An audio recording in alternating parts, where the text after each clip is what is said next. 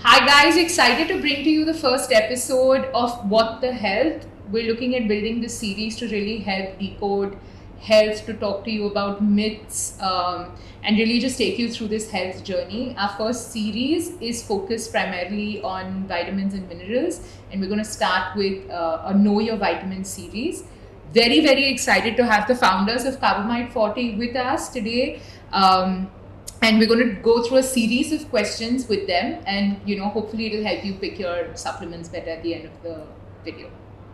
Awesome. Thank you so much for your time. I'll get started with the first question. Can you help our users understand how they can pick between a multivitamin or then single ingredient vitamins? So for multivitamins, mainly who should have a multivitamin? I think the answer would be everyone, because everyone, when you start having a multivitamin, it's usually when you're an adult from 18 to 35, 40, the pace of the life is very fast. So you're working, you're trying to achieve a lot, Yes. and you don't know where your diet is going. You don't know what you're eating. So multivitamins is the single simplest, most easiest form of a tablet that you just have to swallow, and it covers so many things Correct. together that which you can miss out from your daily diet. Absolutely. So some of the other vitamin or mineral deficiency you will start building because your diet is going in the wrong direction. This one covers you. This one little pill covers you. So we call it a magic pill. Everyone should have. 40 and above, you're already starting to be deficient because of your lifestyle that you've carried the baggage of. Correct. So when you carry the baggage of a horrible lifestyle for the last 20 years, you already are deeply deficient in. So that day also you need to still have a multivitamin for sure as your base supplement.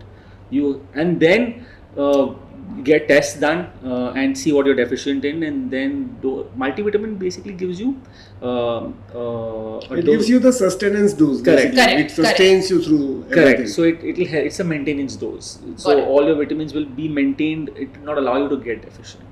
But single vitamins are those where you know you're deficient. Yeah. So how do you know what single vitamin that you're deficient? Either you test yourself, Correct, and you know that you're deficient, or symptoms will tell you. Yeah. Bones Fatigue. are paining, Yeah. the hair is falling, and Tell me about it. so all of these symptoms will tell you you're deficient. Yeah. Or your test will tell you you're deficient. Then a maintenance dose will not Cut bring it. you out of deficiency. So Correct. multivitamin will not bring you out of deficiency. There you need to have single vitamins of a higher dose which are available, and those you will get you out of deficiency. Got it. Great. Without saying my age, I can say that I'm still in the multivitamin category. All right. I think another one which we've had a lot of our consumers come back to us and ask, and I think it's generally just very confusing, is how do you decode a vitamin label? How do you understand it better? Because I think that would be a great service to our customers. It's a very important thing to know. Basically, a label is a very important thing, and not much importance is given to the label as such, in its entirety by the consumer, because it is so much of fine print that he doesn't bother to read the label. Yeah. Whereas, why are these sentences on that label important? That is why they are there. Correct. So therefore, you must be able to read them and understand what it stands for. And it will tell you a lot about the product and what it will do to you. So a label consists of mainly three parts. What is the content, what it does for you, and then it is how to consume it. Yes. And it tells you a lot more about what the manufacturer has put into that box. It is possible that you need a vitamin, say B12, you need 2.2 micrograms of vitamin B12, which happens to be the 100% RDA, recommended daily allowance for a day, whereas the manufacturer has put only, say, 0.5 mcg. So that the label tells you, otherwise you will never know.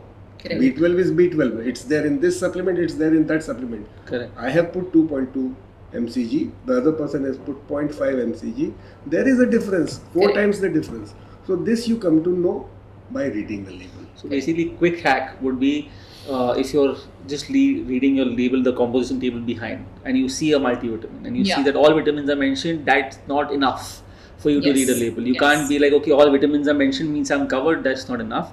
There is a thing called an RDA in India, which means the recommended daily allowance. What it does is it tells you how much of a vitamin do you need per day, and it's indicated in a percentage form. Got it. And so suppose if all the vitamins are mentioned in 100% RDA, which means this vitamin is covering 100% of your daily requirement. So if you just focus on the RDA percentage, you will get an idea of how much percentage of the vitamin that you require in a day is covered in the vitamin. If you just want to take one hack, this is the hack that you should take. Got it. So if it's 100% RDA, then like let's say for example there is a product that says D3 100% RDA. That is mentioned for someone who's just taking it as a daily maintenance. Correct. Right? It's So a in the maintenance case dose that they're again. Yeah. insufficient or they're deficient, then obviously they need to take Then a probably more than maintenance Then you Yeah. need to go to a healthcare professional. Correct. Right. Then Right. that Then is not a supplements will not solve supplement. you. That is not a supplement. That is a deficiency. Got it. That is a deficiency. So it has to be tackled in a different way. Different. So there is a disclaimer on each label also Yes. that if you are suffering from a condition, Yes. then you need to go to your healthcare professional Absolutely. and take advice from him and follow. But till such time that you are not having deficiencies, then these things have to be had, and in what proportion the label tells you. Correct. There are certain labels which will say serving size. Somebody mentions 1 tablet, somebody mentions 2 tablets, Yes, some yes. even mention 4 tablets. Now, when you are taking 4 tablets and you are getting the same amount which you can get in one pill, tablet. so it makes sense to buy that product Which has low serving sizes. which packs all the ingredients in one pill, Correct. and you end up paying less. Plus, you don't get that pill fatigue. Correct. 4 Yeah, tablets. 4 things So to basically, take two in there. things that to summarize, there are 2 things. You read the RDA of the label and understand what percentage you're getting and compare that way Yeah. to supplements if you're choosing that, am I getting maximum coverage? That is one. And second is pill fatigue you want to avoid. So lesser the pills that I can get the maximum dosage, that will help. So these 2 things if you do, I think you've come a long way in not knowing anything about reading a label to knowing a lot. 80% is covered. Great. I mean, it's the first step into becoming slightly more health conscious, I'm guessing. So, no, excellent. Since you guys have been one of the older brands in India in the nutraceuticals and in the supplement space, what did you discover as the largest deficiencies that Indians typically have? And what are some quick ways for Indians to realize that maybe they're falling into this deficient category or that they need to do something about a certain deficiency? In all, vitamin D3, vitamin B12, Yeah. iron. These are 3 deficiencies which are very common in India and more so in the vegetarian population. Right. Protein. Right. Proteins again, Huge Yeah. deficiency. because the diets are not designed. Most in of such us a are manner. vegetarians in India. A lot of us are So a vegetarians. lot of protein comes from non-veg. We Non-veg know source, yeah. Yeah. non-veg source, Correct. and getting enough protein from a vegetarian source, then you have to depend on cereals and things like that. Which But then you have to have so much quantity you of can't it to have, get. you can't have one big exactly bowl of cereal. You can't. So protein deficiency is again very rampant. D3 and B12 Easily tested. can be Easily tested. You will have a condition. When you are deficient in D3 and B12, your body tells you. Body You will will pain. have backaches. Backaches will happen. Your nerves. I've fallen prey to D3 Yeah, so deficiency. B12 sorry. deficiency, you'll have nerve tinglings, or you just Yeah. don't have. So when all of some things of these things take a backache is a clear indication of D3 deficiency. Nerve D3 tingling. and B12, they are, especially in the vegetarian population, it is too rampant. Yes. Right. Plus, So- because of our lifestyle, also D3 you get from morning sunlight. Yeah. And when at sunrise only. You're waking up at 8, we're going to office and Uber. Sitting in air and conditioning. Yeah, so all we're not day. getting D3. So because of our whole lifestyle has changed, because of that, this disease, you may call it, this deficiency has increased rampantly across all of us by and large. So anyone can get themselves tested D3, B12 at any lab, and quickly they'll realize that their supplement levels are much lower. And than D3 is one vitamin whose deficiency can cause havoc in so many processes of absolutely, life. absolutely. It's not just that your bones. It's one of the building blocks for immunity as well, Exactly. right? Yes. Exactly. And we saw that during COVID time. 100%. 100%. So D3 is very, very important, and its deficiency can lead to so many complications. And as soon in as the you body. start- Not only pain, Yeah. not only pain, not only bone strength, but many other physiological activities, conditions, Many. which are easily avoidable by just taking a. A D3 And supplement. as soon as you take these D3, B12, and you probably continue it for a month or two, you quickly start realizing the change in your Yeah, body. So yeah. that's a supplement which actually gives you an impactful difference in your life very quickly. 100%, yeah. So I'm a do- walking example of that, by the way. Great. No, that was super insightful. I have another question for you. There is a lot of vitamins which, when taken with another vitamin or when taken with another mineral, they tend to absorb better in our body, or they do better for us. Are there any such magic combinations that you can share with our viewers and with our customers? See, there are two things. Like you said, there are certain combinations which complement each other. which Yeah. complement each other. That is one thing.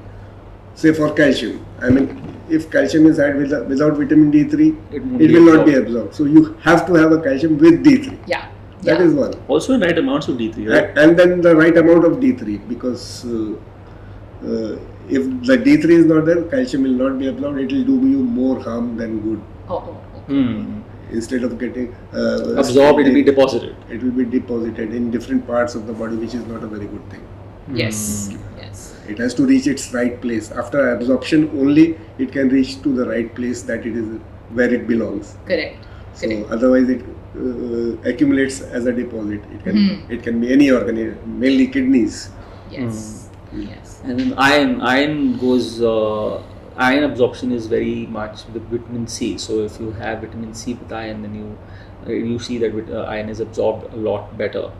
Right. Other than that, so these are ingredients that complement each other. Then if you want to talk about which supplements go with each other for a specific cause. So for example, you have hair and skin issues. So you would want to go for a collagen, which kind of forms the base of your hair and skin issues. Right. And also you have biotin. So biotin and collagen work together very well. If someone wants to just solve their hair and skin issues in general, if Right. you have these two supplements together, I think you're very well covered. Got And those two supplements work very well with each other.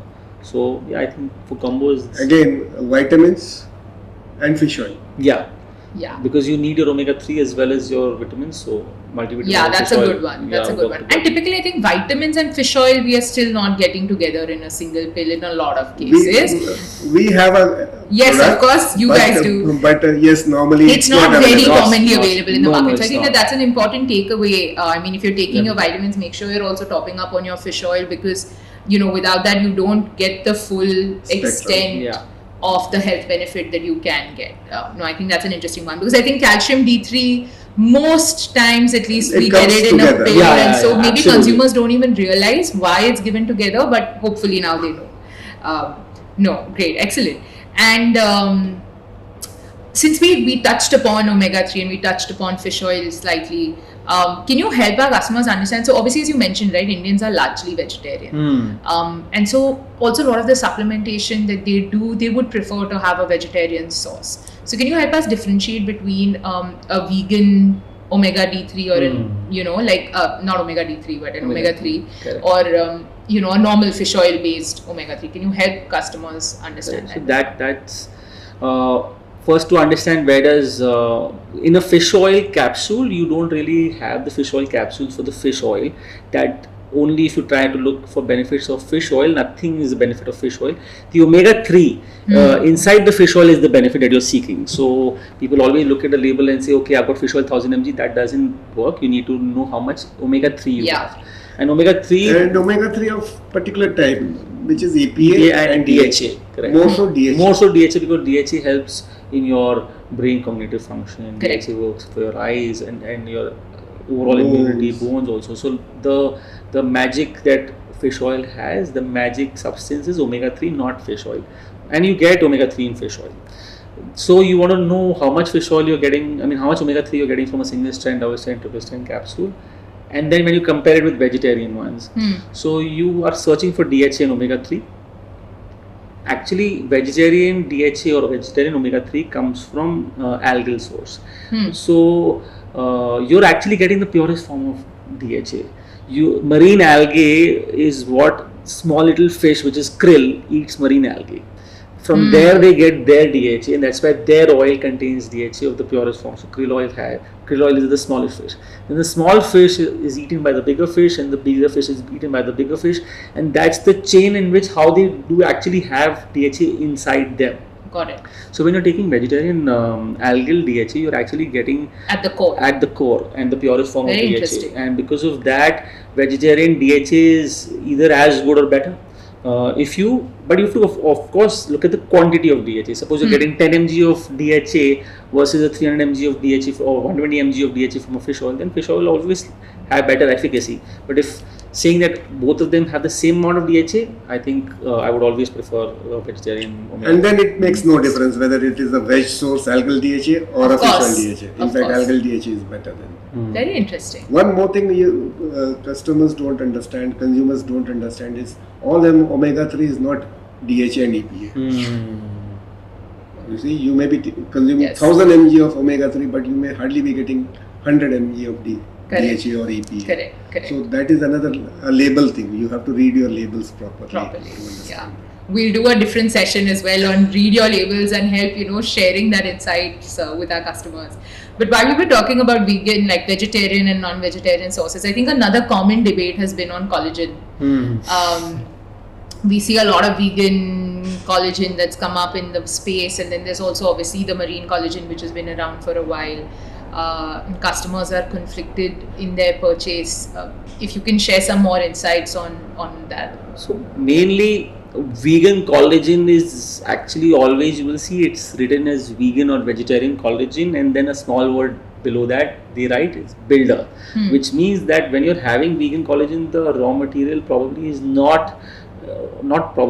most definitely is not vegetarian collagen. It's actually giving you ingredients that help vitamins, herbs, substances that help your body build collagen.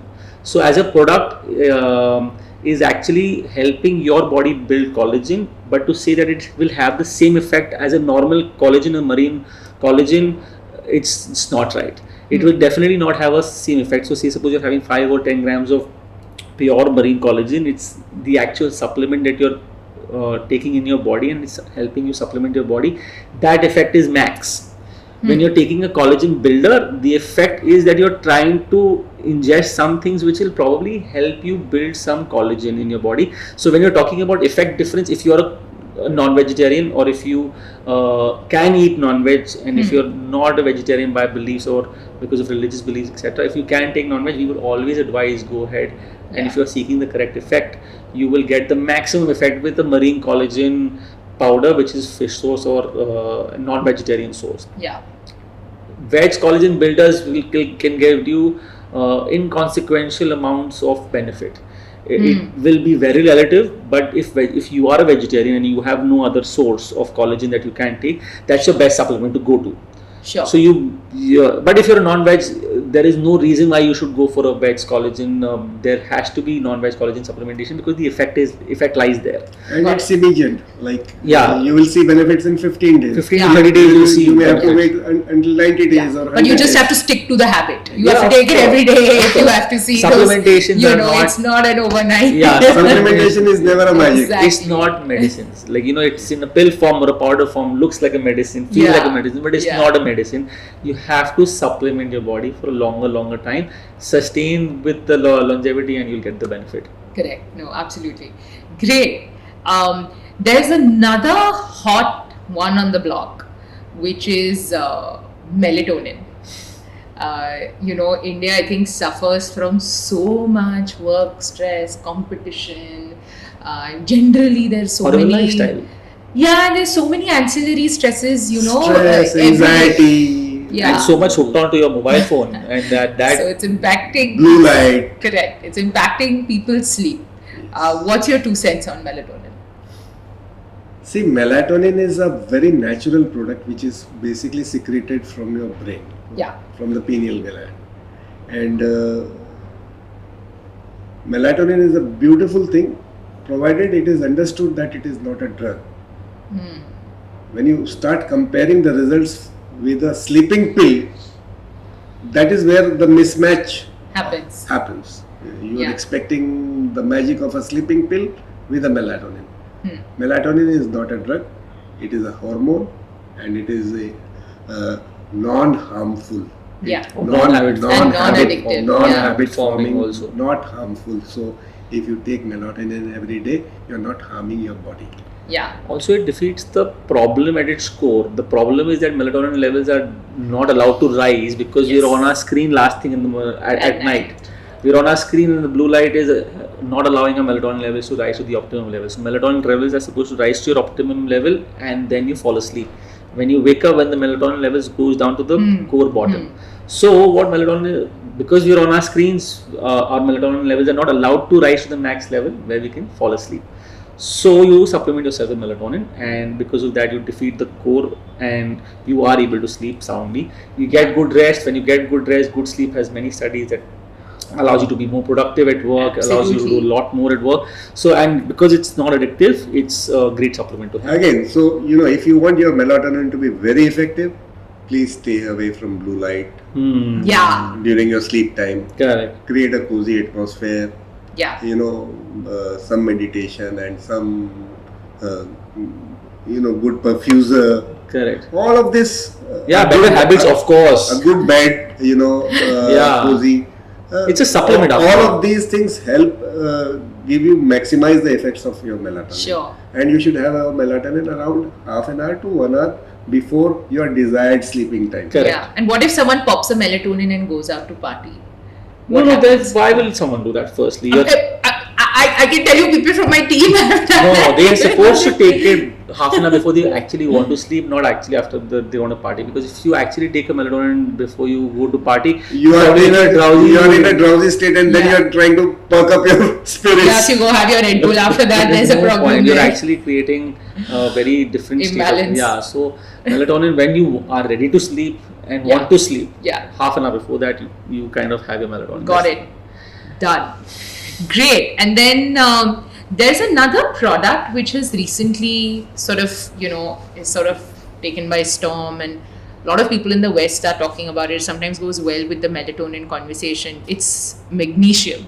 Can you tell us, what is the benefit of magnesium? What does it really help do for our bodies? And maybe, are there different forms of magnesium? If you could just... See, magnesium is a very important component of our body, and that is the bones. So bone density is a lot dependent on the magnesium content that goes into the bones. Okay. And its deficiency can result in osteoporosis, just like calcium. And you don't feel the effects of magnesium deficiency in your early years, because that time you are strong enough. But if constantly you are deficient in magnesium, your bone density goes for a toss, and you are more prone to accidents. I mean, when accidents happen, you are more prone to breaking your bones, and at an age when you don't want it to happen. Absolutely. Because Where recovery is tough. Recovery is very, very tough. Yeah. So that is one place where, now the question is that magnesium, the salts that were available initially for treating this deficiency, and they were of the type which would cause a few side effects, in the sense like bloating. Yeah. And then a laxative effect. They have a laxative effect, magnesium oxide. Yeah. Yeah. There's a laxative effect. In fact, it was used as a laxative in earlier In the years. earlier days. Yeah. You must have heard of milk of magnesia. Yeah. Yes. Things like that. Now we have good chelated salts of magnesium, so they don't cause any stomach upset. Their absorption is much better in the body. So therefore, now it makes a lot of sense, and you can easily have it without any other corollary issues. Correct. So that is why magnesium is, and of course, recovery for athletes. Yeah. For recovery, for relaxing the body, and it also helps in sleep. Yes. For the same reasons. Yeah, because Once your body is relaxed, when your body is recovered, so it helps to a certain extent reduce your anxiety and your body spasms. And So next one on my list, basically. you'll be having supplements are too many, by the end. I have a pretty established supplement stack by my bedside. So, no, great, excellent. And just the last question, because I think a lot of people are scared of this. Can you overdose on supplements? How much is too much? Where do you stop? So if you are going to try and replace your daily diets with supplements, if you're going to go to that level, then anything too much is bad for you. Correct? Yeah. But overall, FSSAI, which actually governs what is going inside each supplement, has designed all values and limits of supplements for the Indian body.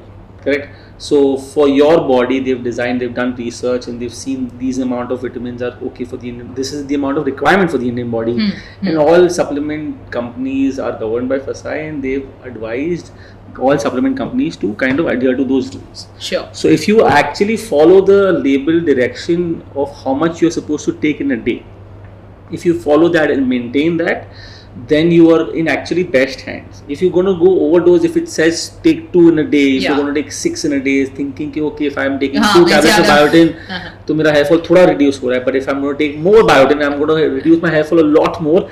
That is not the right approach. Not right approach. Just follow the recommended guidelines and you'll be fine. Another thing people do is that if they have too many supplements which are having the same kind of ingredients, you can just be slightly aware about that. If I have biotin from this source, and this supplement also has biotin, then you just need to be slightly more aware that too many, you're actually taking 6 pills of the same drug. So you don't want to do that.